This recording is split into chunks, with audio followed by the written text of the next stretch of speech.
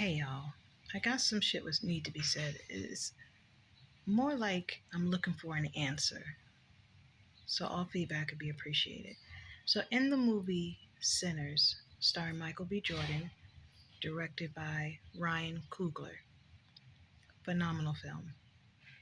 In that movie, the main vampire, or I should say the head vampire, he went after a specific person's gift.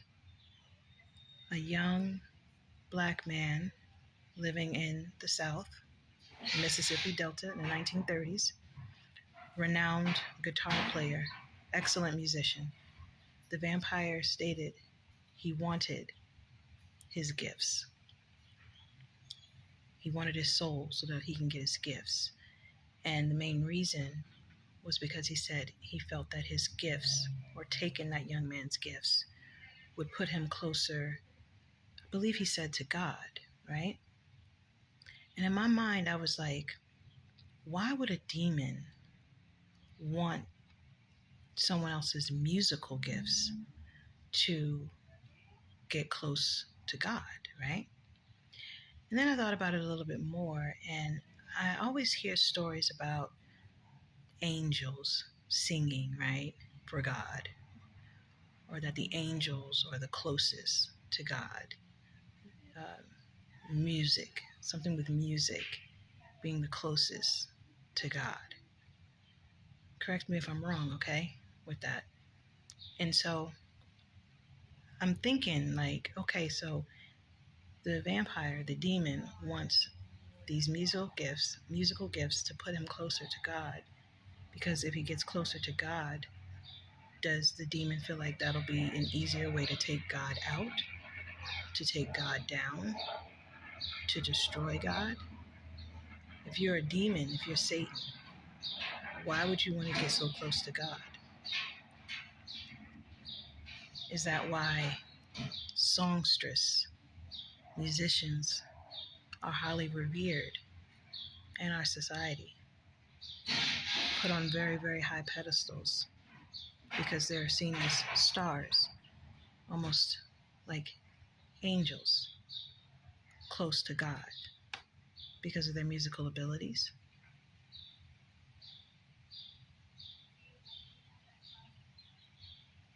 Makes you wonder, right?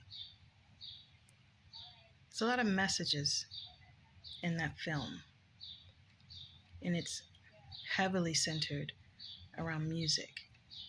And there was a particular scene in the juke joint where it showed the young man, the renowned guitarist, playing and singing, and how his voice and his playing stirred up the ancestors, the spirits from Africa, from Asia,